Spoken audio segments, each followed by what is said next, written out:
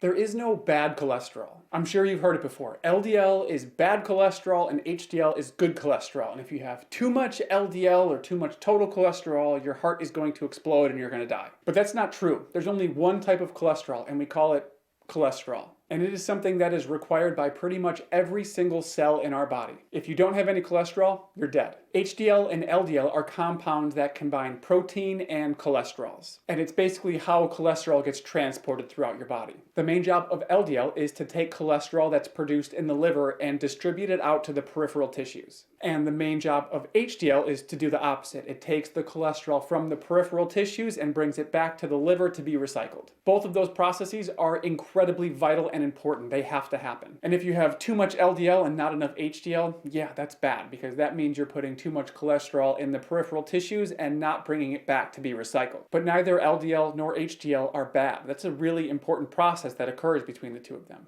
And the thought for many years has been if you have too much total cholesterol or too much LDL, then you're at a very high cardiovascular risk. But it turns out there are way better predictors of cardiovascular health than total cholesterol or LDL. And focusing on reducing those two is not really a great strategy. To start with, you have to look at the balance between HDL and LDL. But more importantly, you want to look at the size of those particles of both HDL and LDL. You want to look at how much oxidized LDL there is, which is worse. But heck, there is research to suggest that a better predictor of cardiovascular outcomes than LDL is how many push-ups you can do, your fitness level. And if you're worried about cardiovascular health or your cholesterol, the number one best thing that you can do is regularly exercise. And there's a lot more that you can do that we can talk about in other videos if you'd like. But the major takeaway is that if you are focusing on total cholesterol and total LDL and only focusing on trying to lower those numbers, you're probably missing the real problem.